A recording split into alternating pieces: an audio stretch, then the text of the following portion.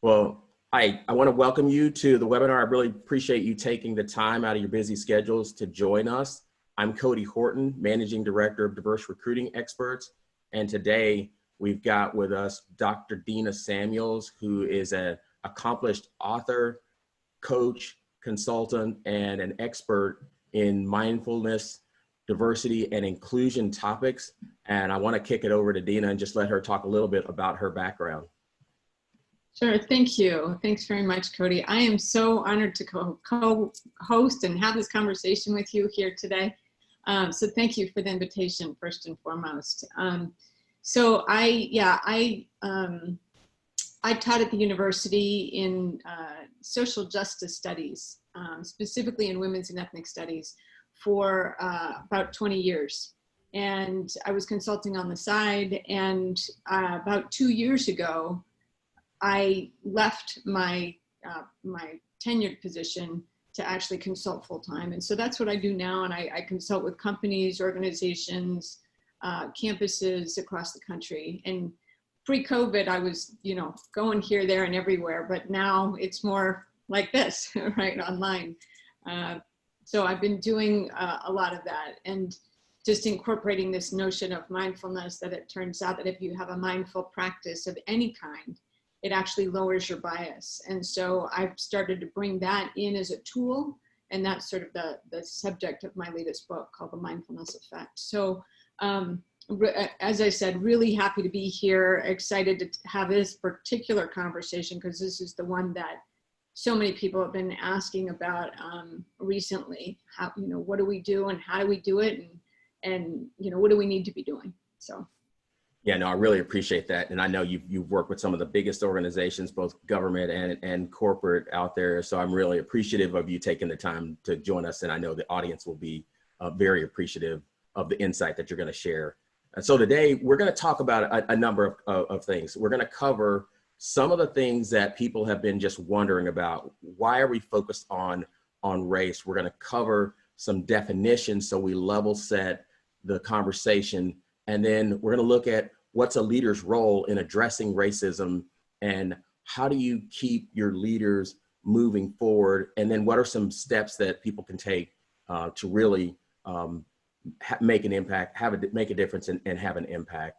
And so one of the things, Dena, I'd love to have you be able to kind of talk about is some of the definitions, because we hear all these different terms like bias and prejudice and bigotry and discrimination and racism. Can you talk a little bit about those so that people have a better understanding of how you differentiate those, and maybe some of them are the same? Sure. So there's a lot of, those are a lot of words that a lot of people use interchangeably, and some of them I would say are more similar than others. I'm going to talk a little bit later more about bias, but just to start off, I think that's a good, it's a good starting place just to give a basic definition, which is the idea that, there's conscious bias and there's unconscious bias. And that's the idea that, what's happening, the unconscious part. If you're consciously biased, it's like, that you have a preference for one thing over another, right? And we can talk later about exactly how that happens, how that manifests in our brains. Because if you have a brain, you're biased. We all have those kinds of preferences.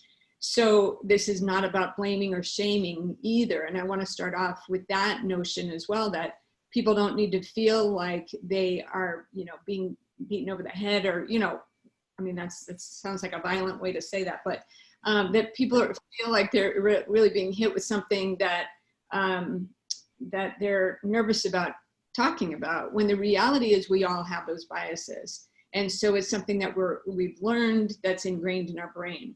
Again, I can come back to that later. The word prejudice is similar in the sense that we may, prejudice and bias are similar.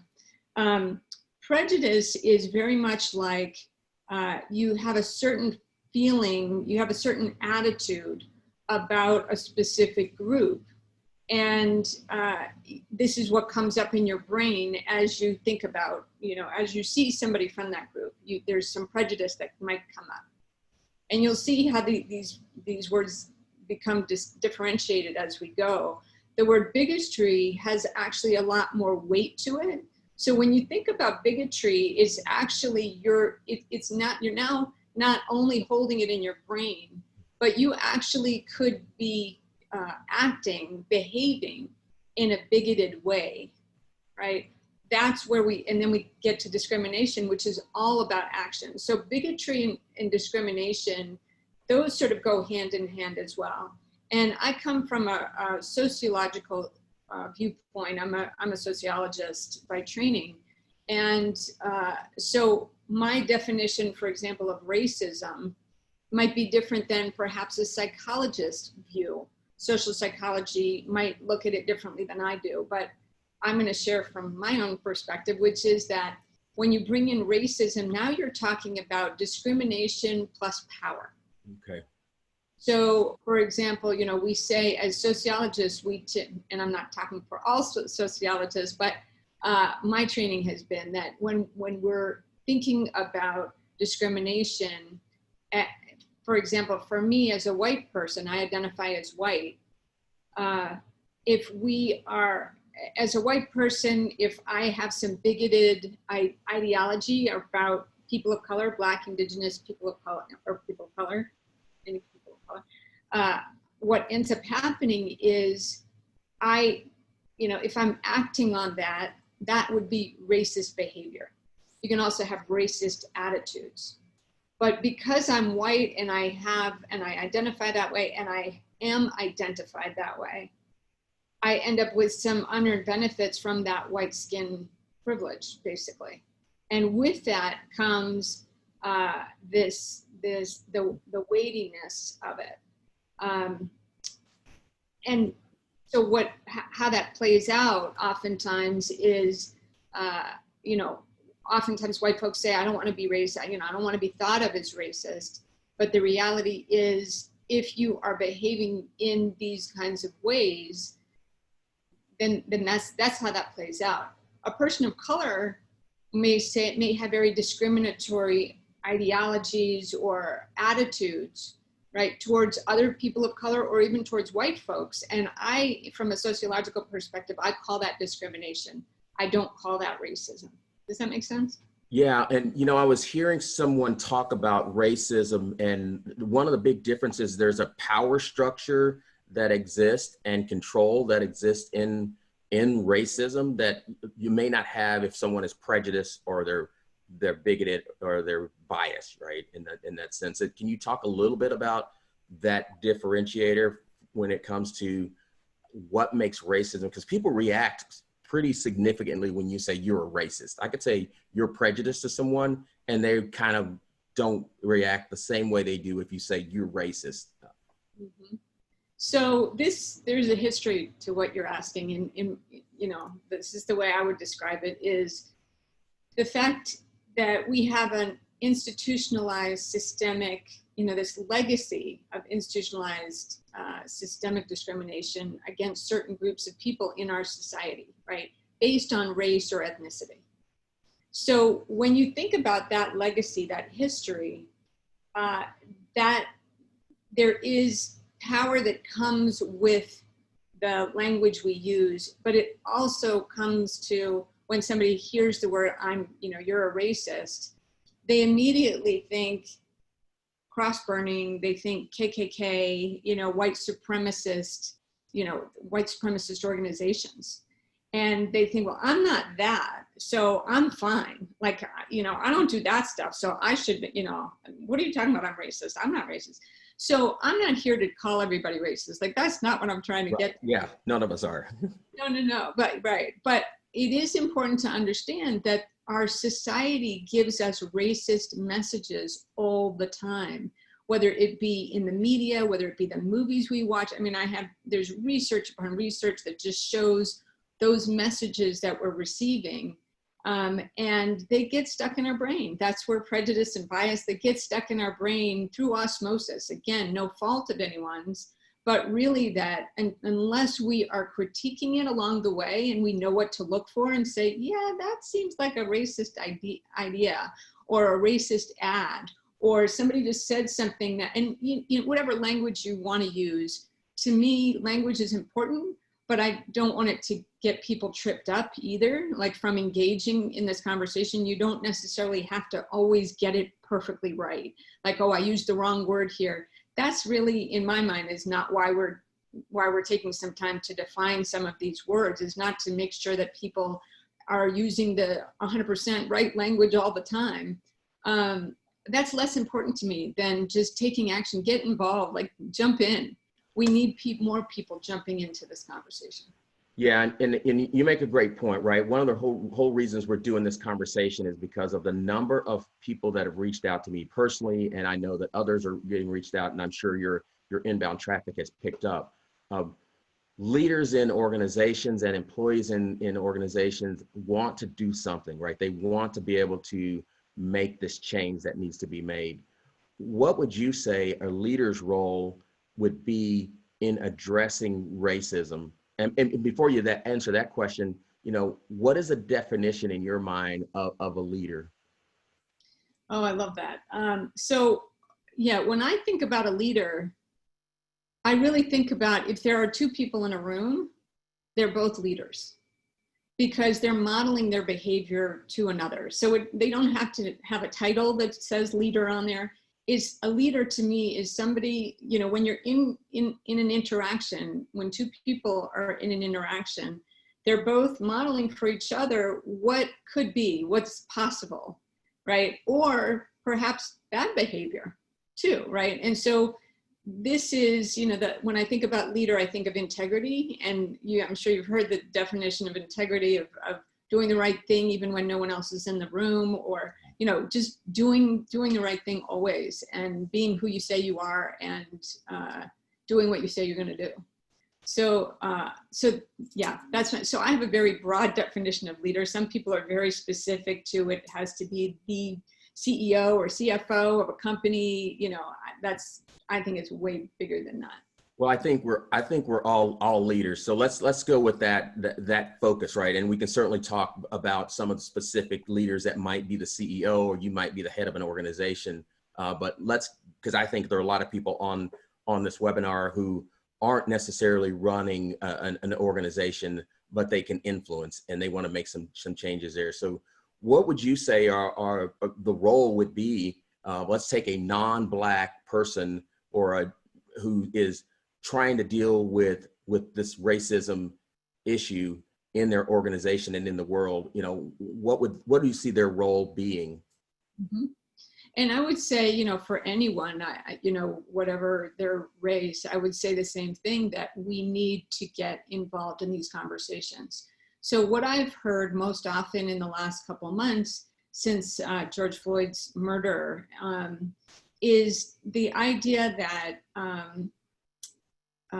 you know, nothing's wrong in my company. Like we're doing fine. You know, no one's complained, so therefore we must be doing fine.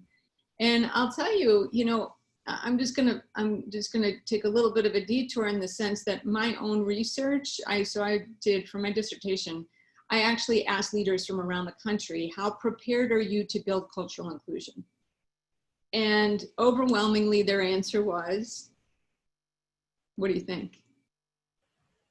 Are you prepared to build cultural inclusion? Like when I asked these leaders, of course their answer was yes, right? Yeah, of course. Like jumping in like, oh yeah, I'm good, right? I know how to do this, right? And then I asked the question, do you do this and do you do this and do you do that? And I had called best practices around diversity and inclusion. What are the best practices around culturally inclusive behavior? And when they started, you know, pulling it apart, it was like, no, like they weren't behaving culturally inclusively, even though they said they were prepared to build cultural inclusion. So there's a disconnect here, and we really want to believe, and by the way, it was a national study, robust study, you know, it's not like those people who it's really, we can generalize because it was so big, such a large study. And so we really want to believe, well, I'm a nice person, therefore we're good. And as it turns out, being nice just isn't enough. We really absolutely need to be engaging. We need to be preparing. We need to be, asking the questions of, folks in our, and not just focusing on folks of color to say, what's your experience? And there's been some really problematic behavior in certain organizations that are saying, let's put 3, folks of color on a panel and have them share their stories, which is really problematic. So I don't encourage that, but I would encourage some sort of surveying anonymously. You put, people's race in so you know where they are. But I want to get back also to the first question you asked, which is, why racism in particular, right? And in my experience, my work has always been intersectional. It's not just around race, it's also around gender and sexuality and social class differences and disability and age and all of these different social identities. And we're focusing on racism right now because I believe with George Floyd's murder, there was a tipping point in our country. And so that's the key. But we don't want to leave out the other social identities or different races, by the way, or ethnicities that are struggling or being challenged at this time too. So a lot of work being done around gender and sexual orientation, all of these other pieces. We want to try to incorporate all of that. It's a big job, but I believe that leaders should be engaging in this work and asking the questions. Like I said, even an anonymous survey would be, is a great way to start. Yeah, so I think that I definitely believe in inclusion and diversity. One of the things that we want to make sure, and this is what happens typically, the conversation around race comes up, and then we start to look at all the other things that we need to do for an inclusive environment. And I'm not discounting that. What I'm focused on, would love to get your thoughts on is how do we keep on the right narrative, right? I understand we're trying to create inclusive cultures all across the country and in lots of places, and we're doing all the things that we can to include other marginalized groups. But the one unique demographic in this country are Blacks, right? Who have been systemically impacted throughout the history of the founding of this country.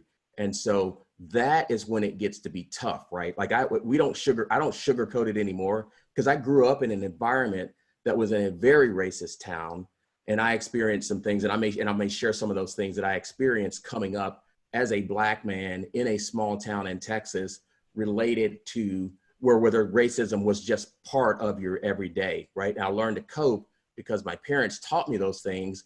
And so I also have friends now who came from that same town who were racist then, and they're still racist today.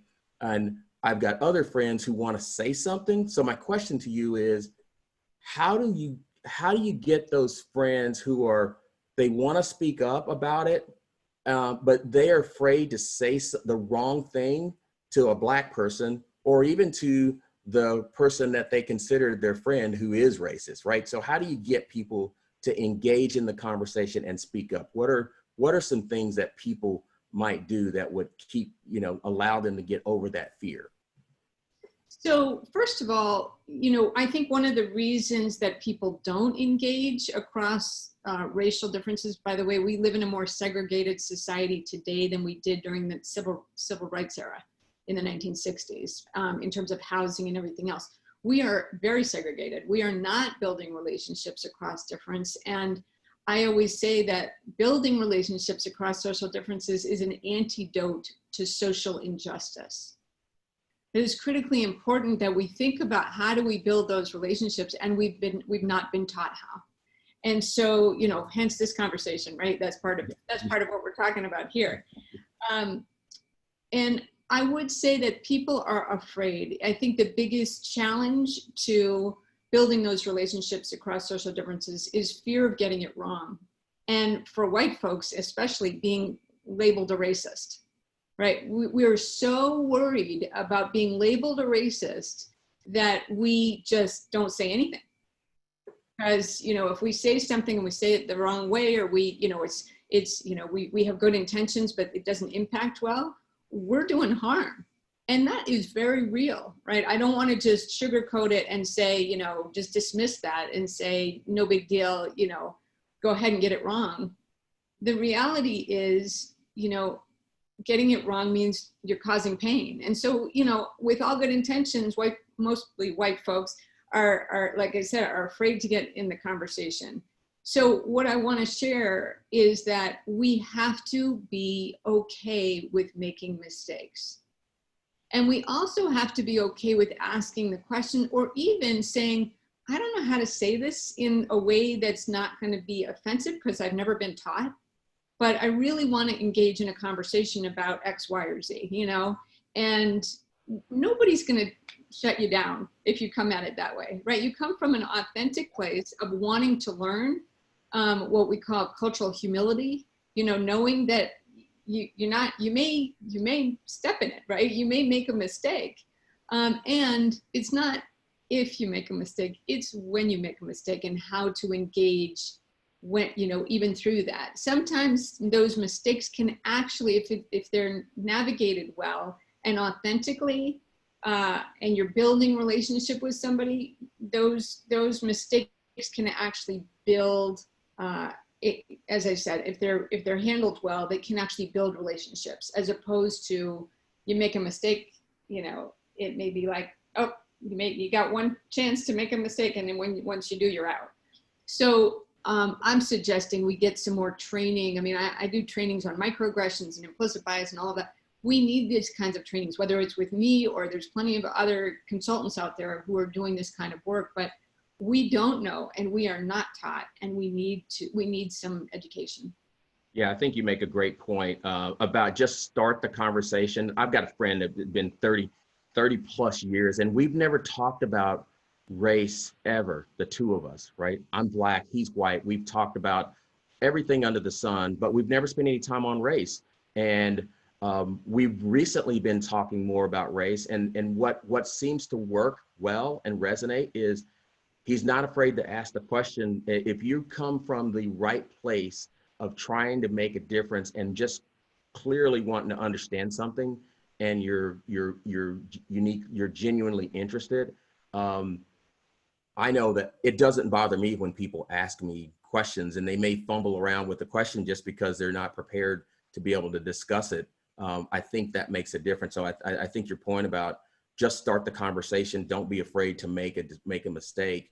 You may never get fully comfortable with asking the questions, but the conversation and the dialogue starts to take place, and I think that makes a huge difference for people. Mm-hmm. So I know we're gonna go here in a second to a couple of questions that I thought I saw a question come in. But one of the things before we go to that question is, we have people always say, I don't see race, I don't see color.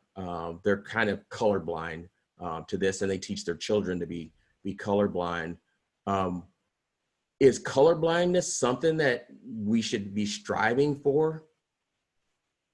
No. The short answer to that is no.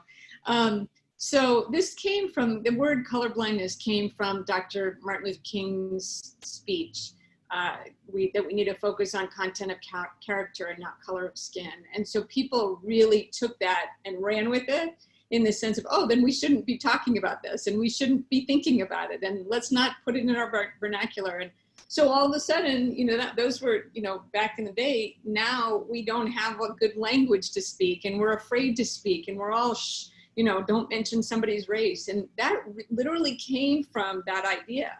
And it works actually really well for white folks to believe in colorblindness, because if I don't have to see your race, then I don't have to see mine. And I don't have to see the fact that my whiteness may actually, you know, be impacting my life, and that it has anything to do, because we're taught, we live in a meritocracy, and the reality is we're not living on a level playing field, right?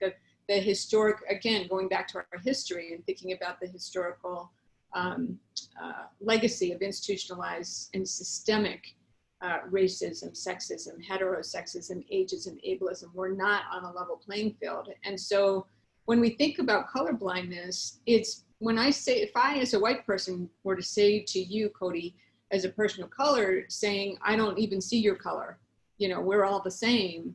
Basically, it's saying, I don't see you. I don't honor the experiences that you've had in your life. I don't, you know, I'm completely ignoring who you are, and, you know, maybe some of the struggles you've had, maybe some of the beautiful pieces of your life that you've had based on your race. Sure. And it, you know, again, it's a safety mechanism for white folks to be able to say, I don't want to see my own privilege. I don't want to see the way my, you know, my whiteness, you know, has influenced me and has helped me to get where I am. I always use this because I will get pushback on that, you know, from white folks who will say, you know, I don't feel like I have any privilege. I grew up, I had a, you know, I grew up poor, maybe I'm still poor, you know, whatever. I don't feel like I have any privilege. And what I say is and I always try to come from my own experience, that for me, I know that I've worked really, really hard in my life. I came from, I would say, humble beginnings, let's say financially. And along the way, you know, I did work extremely hard all through the graduate school, PhD, doctorate, blah, blah, blah, and to get tenure and all of the things that I've done in my life. And yet I know that my colleagues of color not only did what I did, but they had to work 10 times harder. And, you know, there is a difference. We're not on a level playing field. If we were truly on a level playing field, then, you know, colorblindness would mean we love and appreciate and embrace and welcome everyone, right? That means we would have gotten there. We are not there yet, and we can't pretend to be. Yeah, no, and you brought up white privilege. When I say that, when I have said that term before to people, they've taken offense because they didn't understand what white privilege actually meant. I have lived a life where I've had some privileges, but I am not privileged because I can't hide who I am. So can you talk a little bit about what is the unintentional perpetuation of exclusion that might come from white privilege?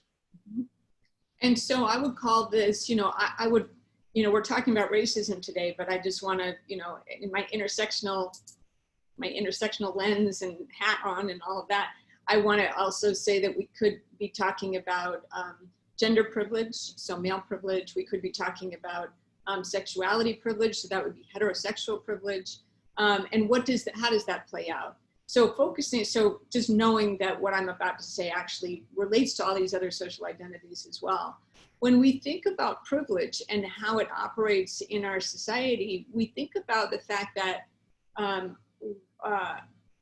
you know, you gave a great example just a minute ago, that you have some privilege, but you are not, from a racial standpoint, you don't identify as somebody who is racially privileged, which from our society and the way, you know, if you look at, even looking at the idea of who gets to run towards the police today, right? Now, this is a hot topic right now. Who gets to run towards the police for safety, and who has to run away from police for safety? We know that there is a racial difference here, like there is no question about it. And so so white privilege in my mind is, you know, that white skin privilege means that so, you know, for the most part, I can trust that if I go to run to the police, they'll believe what I have to say, even, right? Yeah. That it's less likely that I'm going to not only get beaten up or arrested, but killed. You know, things like that. I mean, that really distinguishes. And for those who are like, I don't believe that there really is privilege and all of that, I'm like, well, here's a really good example that is right in front of our eyes throughout the country right now.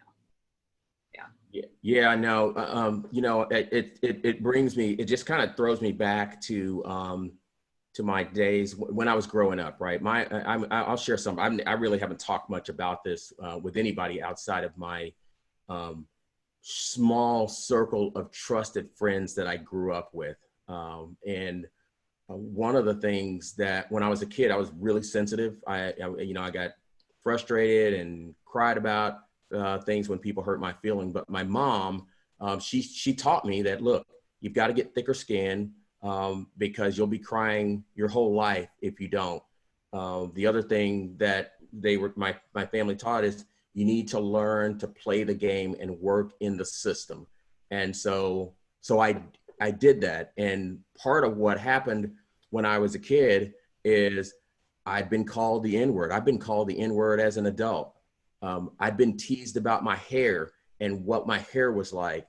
I was teased about my lips and how they were shaped and the size of them.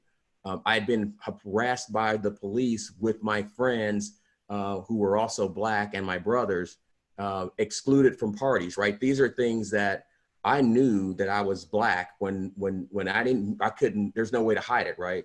I wasn't allowed at times to go to a sleepover at my white friends' houses because their parents didn't want N-word per kid coming over to their house, right? I've been threatened by the fathers of my white girlfriends growing up in the town that I grew up in. And then I joined the Navy. And when I joined the Navy, I was thinking I'm away from all that. But as an officer in the Navy, I had seen racist comments in a book that's called a pass down log. When you come on to watch on the bridge, there's a book there and there's racist drawings in there, right? Kind of targeted. And it was obviously that was for me.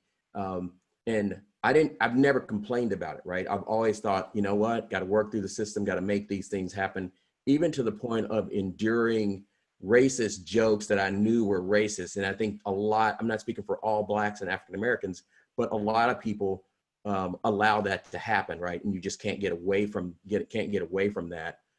And so it's one of those things where I don't have the privilege of not showing that I am Black and I am African American. I can't hide that. And so there are going to be all those things that come up, those prejudice, those bigotry, and the racism because of the system and the power. Those organizations that I was in had power and they had control over the finances and my livelihood. And so you just kind of endure it and don't make a big stink, and you work in the system. And so I say all that because I wanted to share that personal context. But knowing that and knowing that there are people like me out there, how do you take someone who is very uncomfortable with what I just talked about and has never experienced that and get them to really kind of start that discussion around racism and moving forward in this effort? Yeah, thank you. Thank you so much for sharing your personal experience. Because I know that there are others out there who may not know, they may not understand, or they may not see it, or maybe they didn't want to see, and so they didn't hear before. And so I appreciate your sharing your experience, because I do believe connecting in that way is so critically important for people, and especially for leaders, to understand why it's so important we have these conversations in the workplace. That a lot of people will say, well, that's that's not for the workplace, that's not the place for this. But when you think about the fact that your own experiences are one example, and you're coming to work every day with that whole body of experience behind you, from your own history, and that we could say that about so many folks, especially in our workplaces. And to assume that people are coming in and just giving it their all and showing up and doing what they're doing, not that you haven't and that you don't, but the struggle or the challenge, what you have to overcome, the thicker skin, all of that most white folks, I'm not going to say all white folks, but most white folks don't have to think about. They can just come in and give it their all and do their thing, and they think it's normal. And they think oh, well, of course, everybody's included. Isn't everybody's experience the same as mine? And so we bring in the idea of perspective taking, and we can only get to perspective taking, honestly, if we share our stories with each other.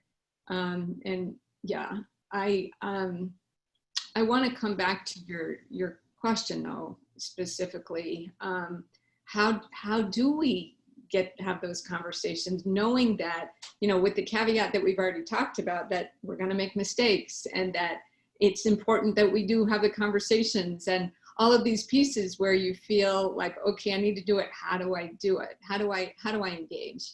And I think that creating forums, creating ways for people to navigate these conversations, I think is helpful.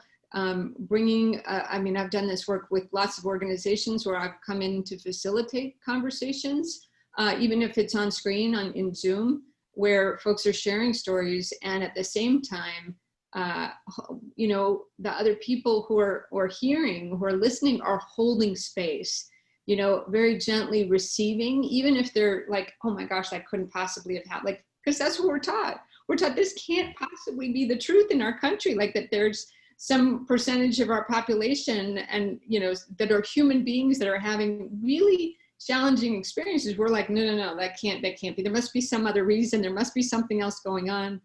And the reality is we need to be able to hear, to really listen to those stories and share our own as well. I mean, I'm open about the fact that I grew up in an abusive household. I'm the survivor of sexual assault, sexual abuse in my childhood. I've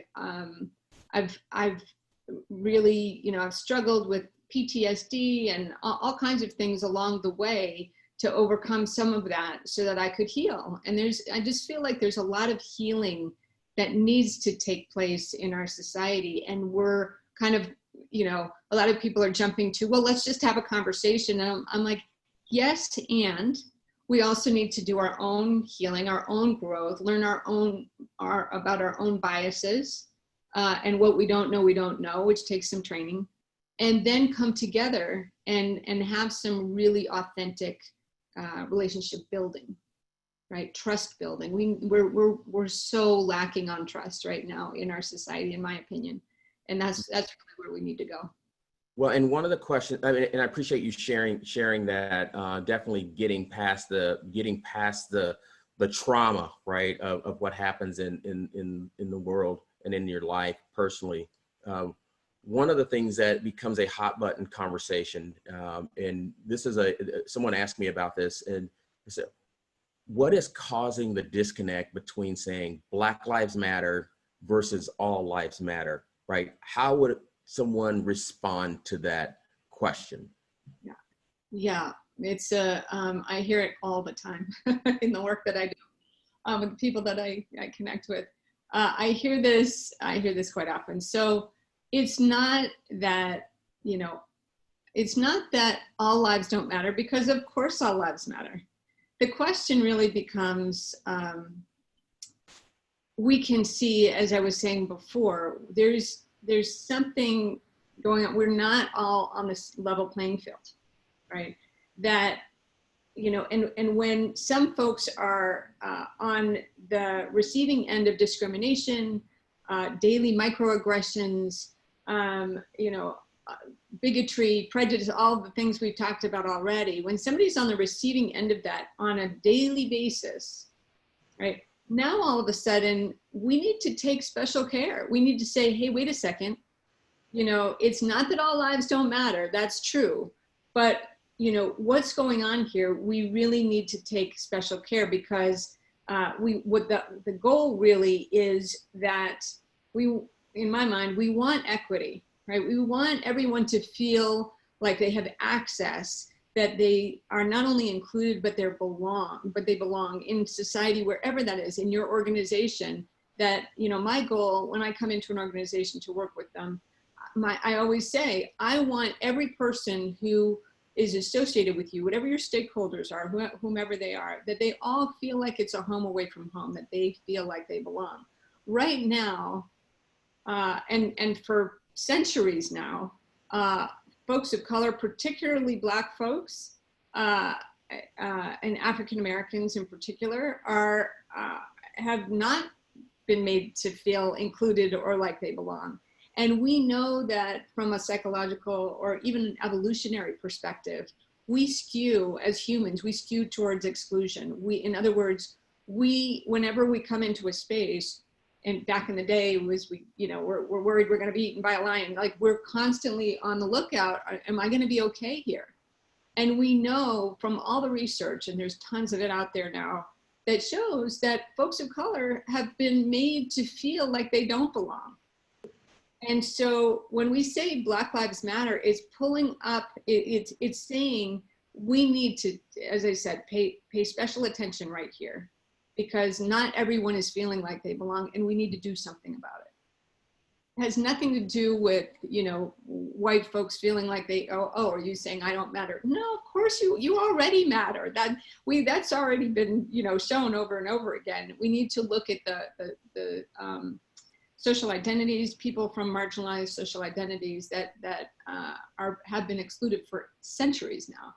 And I would love to reflect the question to you, and what would you add to that? I mean, what you know, what are your thoughts about that white lives matter versus all lives? I mean, sorry, Black Lives Matter versus all lives matter. Yeah, I spent a lot of time thinking about this, because when I first heard this several years ago, I didn't fully grasp it. But what it means to me is, to your point, because you say Black Lives Matter, it does not mean you're saying all lives don't matter. But what the difference is Black and brown people are being killed in the streets, and the perpetrators are not being punished. You can go through numerous examples of this person was killed, the person that killed him got off because one was Black, one was white. I mean, I'm simplifying this, but if I really had to kind of give you an example of why you should be able to say Black Lives Matter and no one gets offended by it, because you're not necessarily saying all lives don't matter, but the people, all lives, if you're a white person and you get killed, and in this case, let's say by the police, as an unarmed person, someone's getting prosecuted. Mm-hmm. If you are a Black person, there are some examples of this, and you get killed, and this is a broader generalization, but this is why the statement came out in the first place, is these lives matter also, so do something about it and punish the people who did the killing, right? If you look at Ahmaud Arbery, and I don't want to get too far into these stories, but if you look at Ahmaud Arbery, it took almost 2 months before anything was even done, and then it would have been a cover-up. I mean, so those are just examples of why I'm saying Black Lives Matter, and as a result, it doesn't mean white lives don't matter or blue lives don't matter or other lives matter, but it shouldn't detract from that. I mean, that's my personal layman's understanding of it. I love that. Thank you. And so I know we're moving on time. One of the things, because we as humans have a short attention span, right? We get tired really quickly. I mean, people are tired of COVID-19. That's probably a whole different story. But people are also going to get fatigued with the racism conversation. And so how do you take a heavy topic like this, and what can you kind of tell people to do to keep from being fatigued by talking about this subject? I really love that question, because most people they don't think to ask it. And I personally, I'm all about health and wellness and self-care, and for everyone. So, doing this work, I always say this, like, doing this work is hard enough if you're doing it on your own, but it's impossible if you don't have a team of people or a group of people or even one other person to share what you're experiencing as you go through it. Please don't try to do this work on your own. And if you are alone, please reach out, because we need to be supporting each other in this work, no matter, when I say that, I don't mean white folks in particular. I mean, we all need to be supporting each other. And for those of us who've been doing the work for, decades, and it's been, our career, let alone, for you, Cody, like your life experience, right? So, getting tired, like, yeah, it's exhausting. Like, all of a sudden people are coming out of the woodwork to have these conversations, and you're like, okay, well, glad you're, happy to have you join us, but it's been going on for a while. Yeah. And so thinking about, if you are new to the movement and you haven't really engaged in these kind of conversations before, I strongly would encourage you to do more listening than speaking when you start. Just not to shut you down or to silence you, but just know that you're stepping into some work that's been going on for literally centuries. And so do some homework. There's tons of resources out there. I've got a lot on my website under my resources for denasamuels.com. You can find some good starting places there. There's just tons and tons of resources we have access to now. So that's one thing. And then as far as getting tired and overwhelmed by it, my response to everyone is to figure out on a daily basis what you need to take care of yourself. So if it's a few minutes of, being calm, I use mindfulness. I have guided meditations. I have my own guided meditations are on Insight Timer. I have a few on my website. That if those would be helpful. Some of them are about your own health and wellness. Some of them actually incorporate the idea of social justice in there. And so, but I would say for everyone, we all need to figure out whether it's going for a walk, being out in nature, just breathing fresh air, those kinds of things, making sure that you do that every single day to some extent for a few minutes at least. Yeah. Great. Yeah. Now you did touch on a couple of things that people can do to get started. I know we're coming on time and I want to leave a little time for questions, but can you give a few, just here are some steps? You talked about a couple of things. Go do some research, do some reading. Don't try to do this on your own. Do some homework. What are some other things that people can take away from this to just go and get started to make to try to make an impact in this area and to make a contribution?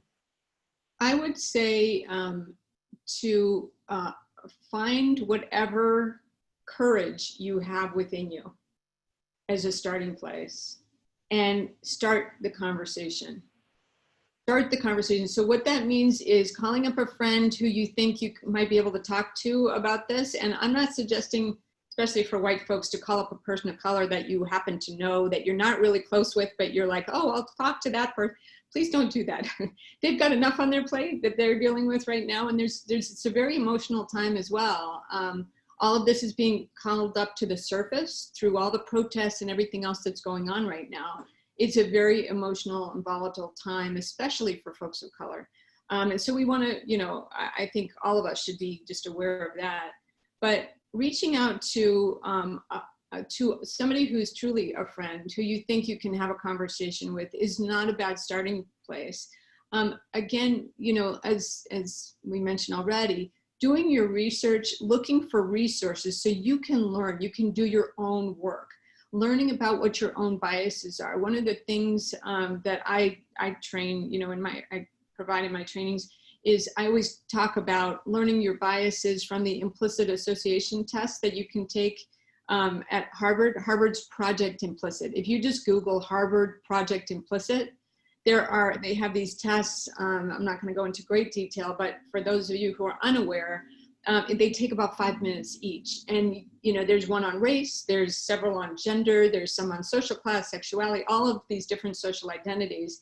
And it gives you results right away. You just follow the directions on screen, and it's testing what your implicit bias is. It's measuring, and it comes out with a score. And more than 10 million people have taken these tests. So we know that it's a robust sample. We don't tend to have, in social science research, we don't have that kind of subject pool for almost anything. So this is great. It's very good, but please don't stop there. Don't say, oh, well, now I know, because it comes out with a sort of the score of, you have a strong automatic preference, for example, for whites over blacks, or a moderate preference for whites over blacks, or slight preference, or no preference, and then it flips for blacks over whites. And so you get where you came in, and it also gives you where you fit in compared to all the other people who have taken the test, aggregated data. So it's great information to start with, and then you need to know, what do I do with this bias? You can't just say, oh, well, now I'm aware. You need to learn about how do you mitigate, how do you minimize these biases, not only in terms of on an individual basis, but also on organizational level. So you're looking at both of those. Again, my training, my implicit bias training goes through a whole bunch of strategies on that. There's other resources that you can find if you don't, if you don't go with me, there's lots of other people. Just make sure they're not stopping at awareness, that you need to go into the actual skill building. Yeah, no, I think that's great. You know, there are a couple of things that's just that I would suggest people do, and I think you hit on this, is doing the homework for sure. And then I think the biggest thing is don't try to sugarcoat something and don't try to get the language exactly right. Just ask your question and just speak truth to power to get a baseline to start the conversation. So don't be afraid to start. I think the biggest thing is just to start and from a genuine place. The other thing that you can do, I mean, if I were a white male today, I'd look around at the system, right? If you don't believe in systemic racism, which is a whole nother conversation, just look around and see, because the racism piece has the power component. So see who's in charge, see who has the money, see who's in what neighborhood, look at where the transfer of wealth happens generationally. And those are things that you can just look and say, I can actually see this with my own eyes. Doesn't mean that people didn't work hard for it, but I think it requires a person to step back and actually question some of the things that you've always taken for granted. And I watched a video the other day of an interview of an ex-slave, and he talked about when the slaves were freed, they were basically just thrown out with nothing, no resources, right? And no ability to go get those things. So this is not a history lesson on slavery, but it's one of those things where just look around and trust your eyes and check your own kind of bias, right? And what you know about what you know may not actually be reality when you go in. And so I think just asking those questions and getting really curious about what's next, and be intellectually curious about what is really happening. Awesome. Yeah, thank you. So I want to make sure that we get a couple, I think there are a couple of questions that came in. So here's a question. It's one of the questions from Hanether is, do you differentiate between cultural and racial diversity? That's the whole question. Okay, yeah. So cultural diversity to me is sort of an umbrella term. And within that we can talk about race, gender, sexuality, social class, disability, age, etc. Right? There's a whole, so cultural difference to me is sort of an umbrella term. We can talk about all these things in it. Oftentimes there's coded language, which when we say, when some people are afraid to use the word race because it's such a taboo in our society to even talk about. So they'll say, oh, there's a cultural difference or something, and they really mean a racial difference. Yeah. No, it's good. That's a great point. It kind of gets back to some of those terms we talked about in the very beginning, where people are going to pick a certain term to use versus another one that might be more potent.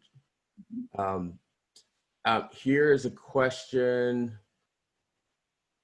Let's see.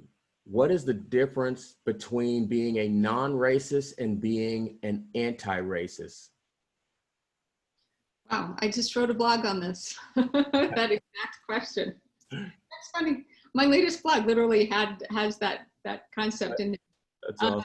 Yeah, so a non-racist is somebody who says it doesn't have to do with me. And it's very similar to what we were talking about earlier. The color blindness is like, I don't deal with race. I don't have anything to do, it doesn't have anything to do with me. It's out of the mouth of a white person who's saying that, because a person of color knows that they're treated differently. They know what their experience is in this society. So it's usually a white person who'll say, I'm a non-racist. I don't, An anti-racist, on the other hand, is somebody who understands what's going on, knows a little bit of the history. You don't have to be a whole expert, but you have to understand that there is a legacy of institutionalized discrimination in our society, and knows that, and then sees what, and ask the question. They're kind of seeing the world through that lens. So they're constantly asking the question, how is this playing out? How do I see this operating in the world? So if I could just give a quick story that might be helpful for folks. So this was when I was first learning about my own white privilege. I was at a grocery store and I had been studying it in an academic context and was sort of skeptical because, again, as a white person, I was taught not to see it. I was taught to ignore my own whiteness. And so when I read about it, I was thinking, I get it, but I'm not quite sure. And I'm bisexual, I'm Jewish. So I'm always thinking on the discrimination, when I was growing up, that's what I was thinking about. I wasn't thinking about my whiteness having anything to do with anything. Anyway, long story short, I go into a grocery store and this stuff is rattling around my head, and a family of color is in front of me, and the clerk behind the register, behind the counter, literally they're deciding which ice cream they want to be, what ice cream they want. They're, in this ice cream area. And the clerk looks at me and goes like this, like, come on forward. And, I sat there and I'm trying to figure out, why would she do that? There must be extenuating, this is what I'm learning. And I'm thinking there must be extenuating circumstances. Like, why would she have done that? Like, why not take the person who was in front of me in line? Yeah. And, that's when it started, the light bulb started to go on. And I started thinking, oh, this is what white privilege looks like. I mean, it's such a small, it's a subtle example that I'm using, but it is so pervasive. Once you have that anti-racist lens, you start really, it's not you start seeing it or making stuff up. It's that you start noticing what's always been there, what's always been in our culture. And so that's what I think about. By the way, when that happened, I had such a pit in my stomach. I felt sick. I had physio, and that's not uncommon. I've been teaching these notions for a couple of decades now. And what I often get is people say they have a headache. I had a headache and a stomach ache for literally weeks, just because recognizing what I just hadn't seen before. And all of a sudden I started going, it is everywhere. And I think a lot of people have their stomachs in a pit. I know we're at time. Jeff, do we have any other questions that we need to answer, or can we just do that via email if we need to? I think you got one more. How can you invite open conversations about racism in the workplace without making your coworkers who may not be so open uncomfortable? Okay, that's a great question. Did you get that question, Dena? I did. Do you want to respond, or you want me to? All right, let's hear what you got to say. What you have to say. Okay. So first of all, I have I really think twice about the word comfort. I think comfort is overrated in these conversations. I think that we shouldn't be so worried about making everybody comfortable, because change needs to happen, and oftentimes change can be uncomfortable. And as long as I always talk about the difference between leading edge and bleeding edge, that we want folks to kind of be pushing their boundaries a little bit around this whole issue. Not to the point that they're so uncomfortable that they're having panic attacks. Like, that's not what I'm shooting for, but I am suggesting that we aren't quite as concerned. There's D'Angelo's book, White Fragility. Mm-hmm. This is a great resource for folks who are worried about that issue, that, we're worried about, oh my gosh, we might make some folks uncomfortable. Well, it is what it's going to take. And I think we need to be open to having those conversations and maybe explaining even some of the things that Cody has said already through this, and using those as examples, or perhaps some of the examples I've used, to help people understand why it's so important to have these conversations. Yeah. Yeah, no, that's great. Well, I really am thankful and grateful to have Dr. Samuels join us today. This has been amazing. You've shared some great information. I know we'll get information out on how people can reach you. to get some deeper understanding and consulting in this space. And I want to thank everyone for all the questions that they've presented. And anything that you want to end up on with, Dena? Just to thank you so much, Cody. I've really enjoyed the conversation. As challenging as it can be, I think it's critically important that we engage anyway. And so thank you. Thank you for making the forum possible. Awesome. Maybe we'll get a chance to do a version 2. So we'll see what Jeff has to say about that. All right. Thanks, everybody. We'll let you get back to your day. We'll get the replay out, and I hope you all have a great day. Thanks so Take much. care.